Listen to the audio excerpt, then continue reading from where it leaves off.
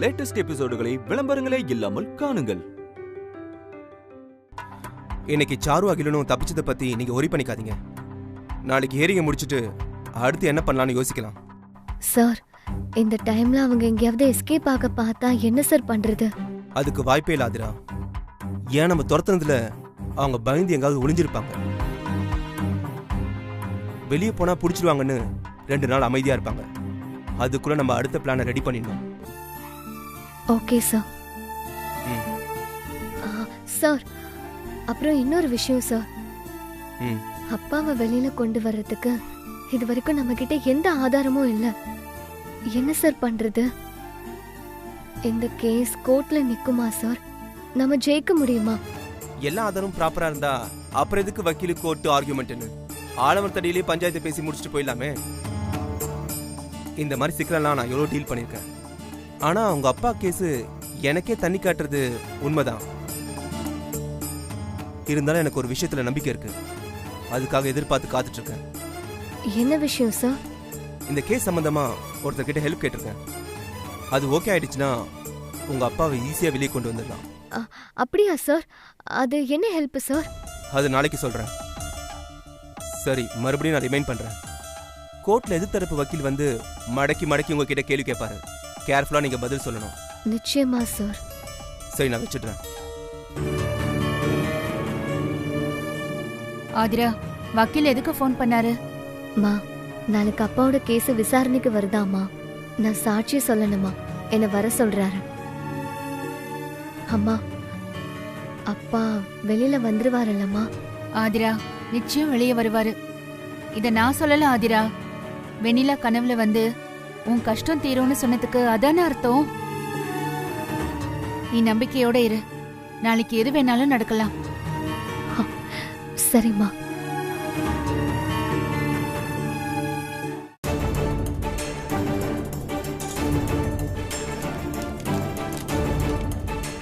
டேய், என்னடா இது? பேப்பர்ல ஸ்கிராச்சஸ் தெரியுது. இந்தா புதுசா செய். பண்றது ஃப்ராடா இருந்தாலும் தொழில சுத்தம் வேணும்டா. அகிலன் சார், நீங்க எப்ப சார் இங்க வந்தீங்க?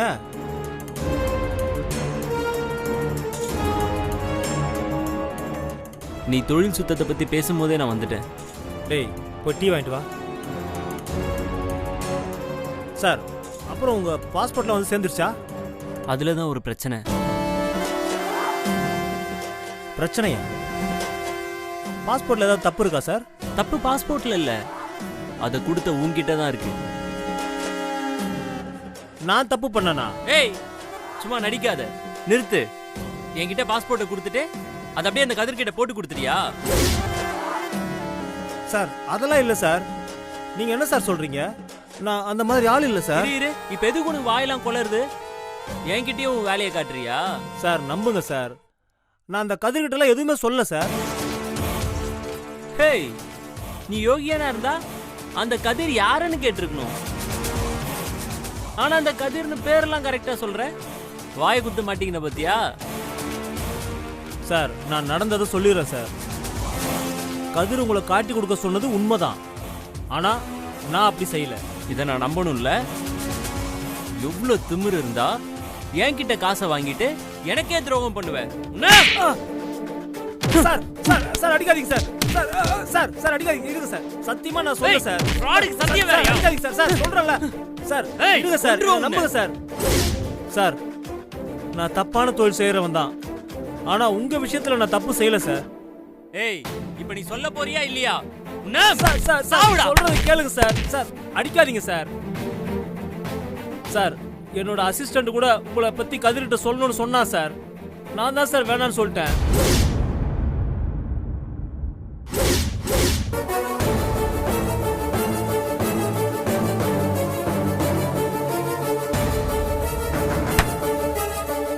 ஆடா, நான் செல்லம் டீ வாங்க போகாம என்ன பண்ணுகிறாங்க? டேய், என்னடா முழிகிற? இப்ப எதுக்கு மறந்து ஒட்டி கேக்குற? உண்மையை சொல்லு, நீதான் அந்த கதிர்கிட்ட போட்டு குத்தியா? சார், நான் போட்டு கொடுக்கல சார்.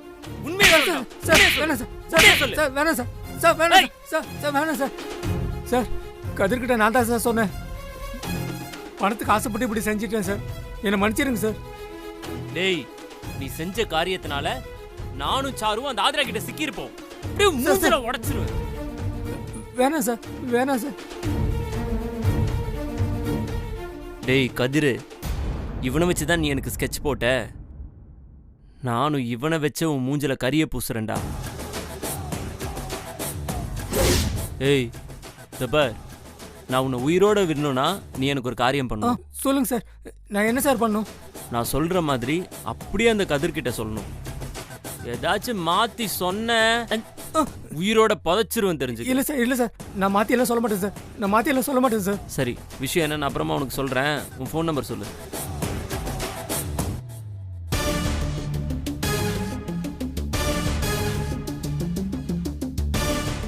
டேய், நம்பர் கரெக்ட் தானே? கரெக்ட் தான் சார்.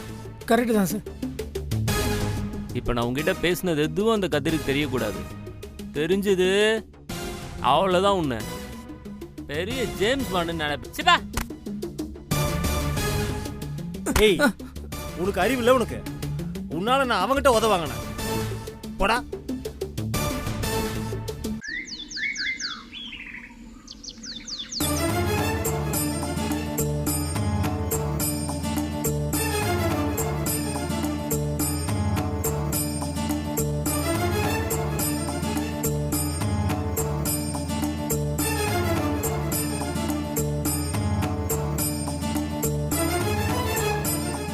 சார், அப்பாவை எப்போ கூட்டிட்டு வருவாங்க சார்? டைம் ஆச்சு, இப்போ வந்துருவாங்க. அந்த வக்கீல கண்டதும் அந்த ஆதிரா எப்படி பேசுறா பாரு. வெக்கங்கட்டவ. தம்பி, இன்னைக்கு என் புள்ள ரிலீஸ் ஆயிடுவானப்பா. அம்மா கவலைப்படாதீங்கம்மா, என்னால முடிஞ்ச முயற்சியை நான் செய்யறேன். வாழ்க்கையோட கடைசி காலத்துல நான் இருக்கேன்பா. என் ரத்தமான என் பிள்ளையும் என் பேரனும் வீட்டுக்கு திரும்ப வந்துட்டா நான் நிம்மதியா கண்ணை மூடுவேன். அதுக்கு ஏதாவது செய்ப்பா. பாட்டி, ஏன் இப்படி பேசுறீங்க நீங்க? அம்மா, நிச்சயமா 2 பேரும் வெளியே வருவாங்க. நீங்க நல்லா இருந்து அவங்கள ஆசீர்வாதம் பண்ணுவீங்க. கண்டிப்பா இது நடக்கும் பாருங்க. இப்படி இவங்க 2 பேரும் சோப்பு போட்டு அத்தைய மயக்கி வச்சிருக்காங்க. ஆதிரா, ஆப்போசிட் லாயர் என்ன கேட்டாலும் பதட்டப்படாம பதில் சொல்லுங்க. மத்ததெல்லாம் நான் பாத்துக்கிறேன். சார், அப்பாவை வெளியில கொண்டு வர்றதுக்கு நீங்க யார்கிட்டயும் ஹெல்ப் கேட்டேன்னு சொன்னீங்களே, அது யாரு சார்? அது என்ன ஹெல்ப் சார்? சார், அது ஓகே ஆயிடுச்சா? அது இன்னும் நடக்கல. நடந்தா உங்களுக்கே தெரியும்.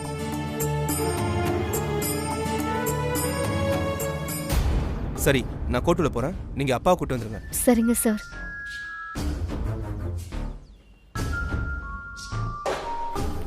இந்த ஆதிரா சொல்றான்னு அம்மா நம்மளே வர சொல்லிட்டாங்க. இவ எதை உருப்படியா செஞ்சிருக்கா இதை செய்யறதுக்கு? ஆதிரா ரிலீஸ் பண்ணிருவான்னு மதியழகனும் திருமாறனும் நம்பி ஏமாந்துதான் போறாங்க.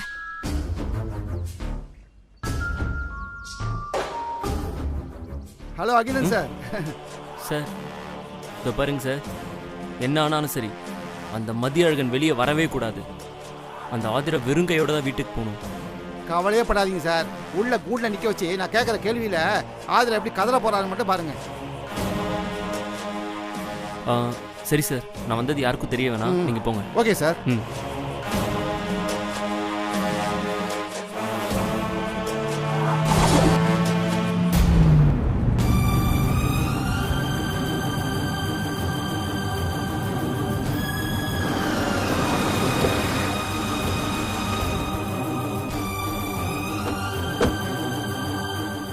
அப்பா, அப்பா, மதியழகா, அப்பா, எப்படி இருக்கீங்க? நல்லா இருக்கம்மா. மதியழகா, எப்படிப்பா இருக்க? ஏதோ இருக்கம்மா. பரவாயில்ல, நீ வீட்டுக்கு வந்துட்டு போனதுல இருந்து நிரந்தரமா நீ வீட்டுக்கு வர மாட்டியான்னு என் மனசுல ஏக்கம் வந்துருச்சுப்பா. நீ வந்துருவியா? ஏக்கம் தீருமா? அம்மா கவலைப்படாதீங்கம்மா, எல்லாம் நல்லபடியாவே நடக்கும். அம்மா என் கனவுல வந்து சொன்னது உண்மைனா நிச்சயமா நீங்க வெளியே வந்துருவீங்கப்பா. எனக்கு அந்த நம்பிக்கை இருக்குப்பா. இன்னைக்கு நான் உங்களை கூட்டிட்டு தான் வீட்டுக்கே போவேன். என்னண்ணே இப்படி இழைச்சு போயிட்ட? ஏய், ஜெயில கிடந்த இழைக்காம கொழு கொழுன்னா இருப்பா. சும்மா ஏதாவது பேசிக்கிட்டு இருக்காத. எல்லாரும் உள்ள வாங்க, ஜட்ஜி வர நேரமாச்சு. வாங்க. மதியழகன் வாங்க போலாம். அண்ணி வாங்க. போங்க.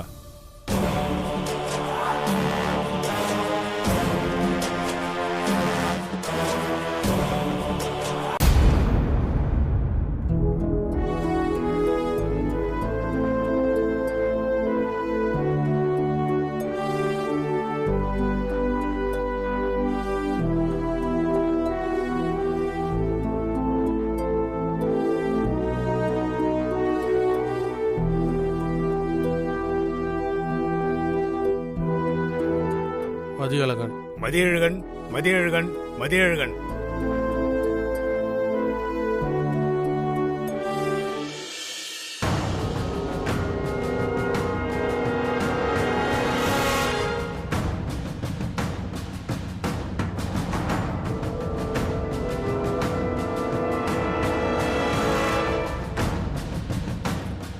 Yes, proceed. Thank you, Your Honor. Your honour, இந்த வழக்கு ஏற்கனவே தீர விசாரிக்கப்பட்டு வெண்ணிலவை மதியழகன் தான் கொலை செய்தார் என்பது தகுந்த ஆதாரங்களோடு நிரூபிக்கப்பட்டு அவருக்கு தண்டனை வழங்கப்பட்டு விட்டது. ஆனால் எதிர்த்தரப்பினர் தேவையின்றி கோர்ட்டின் நேரத்தை வீணடிக்கும் பொருட்டு இந்த வழக்கை மறுவிசாரணைக்கு கோரியிருக்கிறார்கள். என்னை பொறுத்தவரை இந்த வழக்கில் எதுவுமே விசாரிக்க வேண்டியதில்லை. காரணம், மதியழகனின் சொந்த மகளான ஆதிராவே தன் தந்தை தான் குற்றவாளி என்று சாட்சியம் அளித்திருக்கிறார்.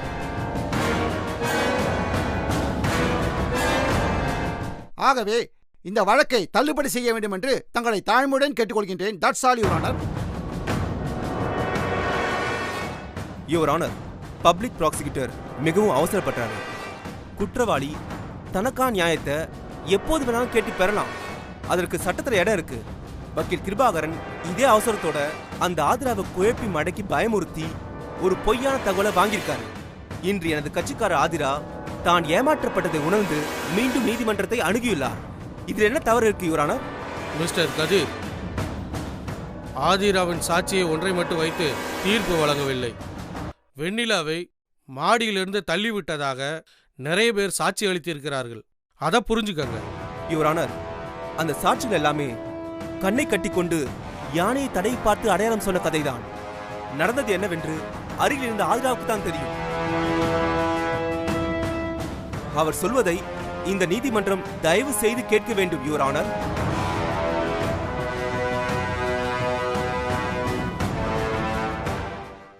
யுவர் ஆனர், இது போன்ற பிற சாட்சிகளை வைத்து கதிர் காலத்தை ஓட்டிக் கொண்டிருக்கிறார்.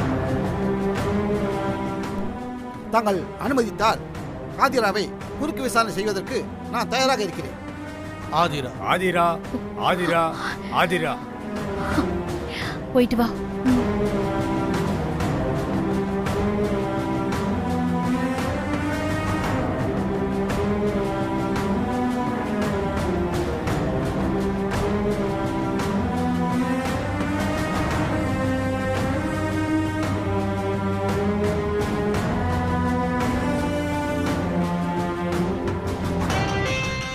ஆதிரா, இப்ப நீங்க என்ன சொல்ல வரீங்க? அன்னைக்கு தெரியாம சாட்சி சொல்லிட்டேன். இப்பதான் எனக்கு புத்தி வந்துச்சு. எங்க அப்பா குற்றவாளி இல்ல, அவரு நிரபராதி, அவரை விடுதலை பண்ணுங்கன்னு சொல்ல போறீங்க, அப்படித்தானே? சரி, அன்னைக்கு என்ன நடந்தது? எங்க அப்பா எங்க அம்மாவை கொல்லல, அவங்கள காப்பாத்ததான் கையை பிடிச்சிட்டு இருந்தாரு. கைப்பிடி நழுவிதான் எங்க அம்மா கீழே விழுந்துட்டாங்க. இத பாருங்க, இந்த கை நழுவின கதை, கால் நழுவின கதையெல்லாம் சொல்லி கோர்ட் டைமை வேஸ்ட் பண்ணாதீங்க. நீங்க சொல்றதுக்கு ஆதாரம் இருக்கா? கோர்ட்டுக்கு மோட்டிவ் தான் முக்கியம். மதியழகன் வெண்ணிலாவை கொலை பண்ணதுக்கு சரியான மோட்டிவ் இருக்கு. நிச்சயமா இல்ல. அப்படியா? உங்க அப்பாவுக்கும் அம்மாவுக்கும் சண்டே நடந்தது இல்லையா? மதியழகன் தன் முதல் மனைவி சுபத்ராவோட தொடர்பு வச்சிருந்த தெரிஞ்சுக்கிட்ட வெண்ணிலா அவர் கூட சண்டை போட்டாங்களா இல்லையா? இல்ல சார், நீங்க தப்பா பேசிட்டு இருக்கீங்க. வெண்ணிலாவை கல்யாணம் பண்ணதுக்கு அப்புறம் எனக்கு சுபத்ராவுக்கு எந்த தொடர்பும் இல்ல சார்.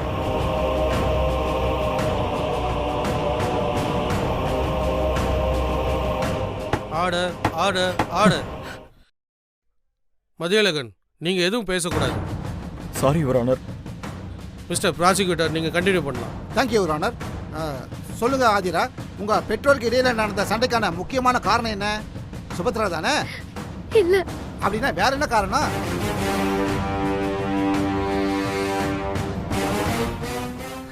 சரி, அதையே நானே சொல்லிடுறேன்.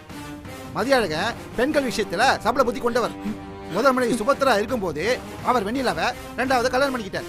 கொஞ்ச நாள்ல வெண்ணிலா கசந்து போனதால மறுபடியும் சுபத்ராவை தேடி அவர் போயிருக்கிறார். இந்த தொடர்பை வெண்ணிலா தெரிஞ்சுக்கிட்டு மதியழகன் கிட்ட அவங்க சண்டை போட்டிருக்காங்க.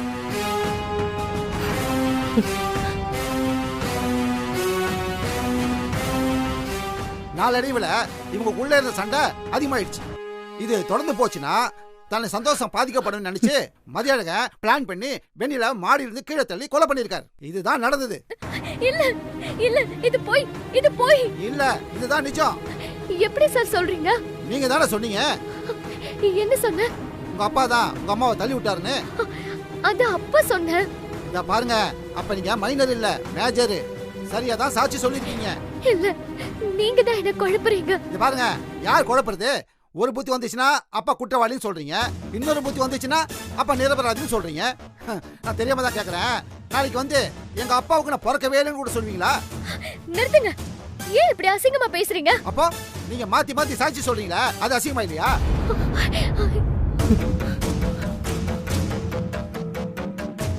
யுவர் ஆனர், மதியழகன் தான் குற்றவாளின்னு ஆதிராவுக்கு நல்லாவே தெரியும்.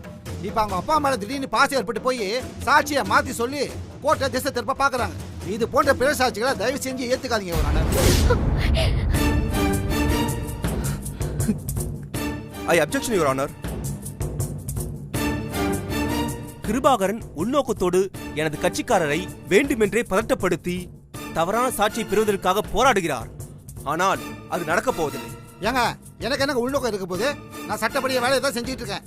நீங்கள் இந்த வழக்குக்கு வந்ததே உள்நோக்கத்தோடு தான். நீங்கள் வெளித்தூண்டுதல் காரணமாகவே ஆதிராவுக்கு எதிராக செயல்படுகிறீர்கள் என்று குற்றம் சாட்டுகிறேன். கதிர், யுவர் ஆனர், நீங்க என்ன சொல்ல வரீங்க? இப்ப எதுக்கு தேவையில்லாம விசாரணையை திசை மாத்துறீங்க? வழக்கை சரியான திசையில் கொண்டு செல்ல ஆசைப்படுகிறேன் யுவர் ஆனர். கிருபாகரனின் நோக்கத்தை நீங்கள் புரிந்து கொண்டால் ஆதிராவின் நியாயம் உங்களுக்கு தானாகவே புரியும். இது சம்பந்தமாக நான் ஒருவரை விசாரிக்க அனுமதி கோருகிறேன். யார் அது? இதோ இந்த கிருபாகரனை தான் யுவர் ஆனர்.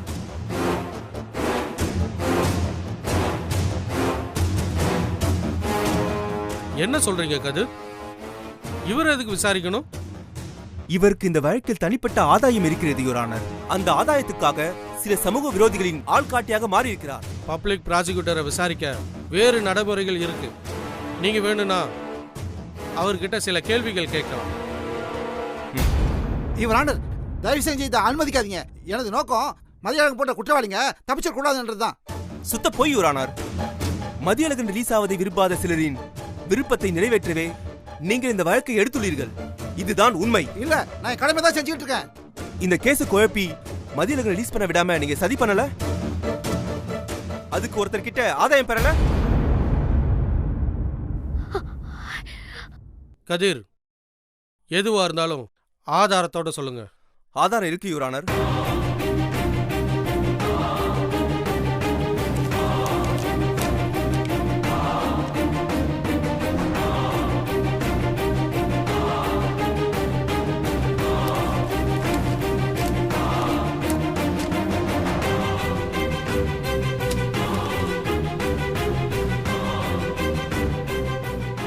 யுவர் ஆனர், இது கிருபாகரனோட பேங்க் ஸ்டேட்மெண்ட். இதில் நேற்று 2 லட்சம் கிரெடிட் ஆயிருக்கு. இது இந்த வழக்கை கெடுப்பதற்காக பெறப்பட்ட பணம். இல்ல இல்ல யுவர் ஆனர், இது எனக்கு வேற ஒரு கேஸுக்காக கொடுக்கப்பட்ட fees your honour. Your honour, Kirubakaran பதட்டத்தில் பொய் சொல்ல ஆரம்பித்து விட்டார். கடந்த 1 மாத காலமாக அவர் எந்த கேஸையும் நடத்தவில்லை. வெளிநாட்டுக்கு சுற்றுலா சென்றிருக்கிறார். அப்படி இருக்கும்போது எந்த கேஸுக்காக இந்த பணம் வந்தது? அதையும் நானே சொல்கிறேன் யுவர் ஆனர். இந்த பணத்தை கிருபாகரனுக்கு கொடுத்தது அகிலன்.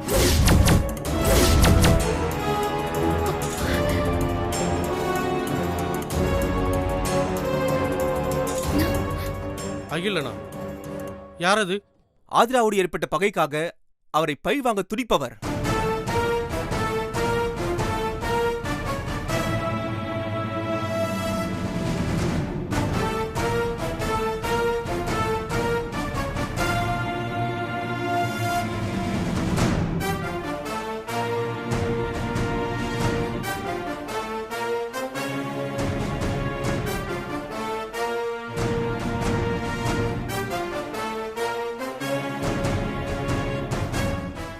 ஆதிரா எதிலும் வெற்றி பெறக்கூடாதென்று அவருக்கு எதிரான எல்லா வேலைகளும் செய்கிறார். அதற்காகத்தான் இந்த கிருபாகரனை அணுகி அவரை இந்த வழக்கில் இழுத்து வந்திருக்கிறார். சரி கதிர், கிருபாகரன் உள்நோக்கத்தோடு இந்த வழக்கில் ஆஜராயிருக்காருன்னு வச்சுக்குவோம். ஆனா மதியழகன் வெண்ணிலாவை கொல்லலன்றதுக்கு என்ன ஆதாரம் இருக்கு? அதற்கு நான் ஆதிராவை விசாரிக்க வேண்டும் யுவர் ஆனர். அதற்கு தாங்கள் அனுமதி அளிக்க வேண்டும். Permission granted.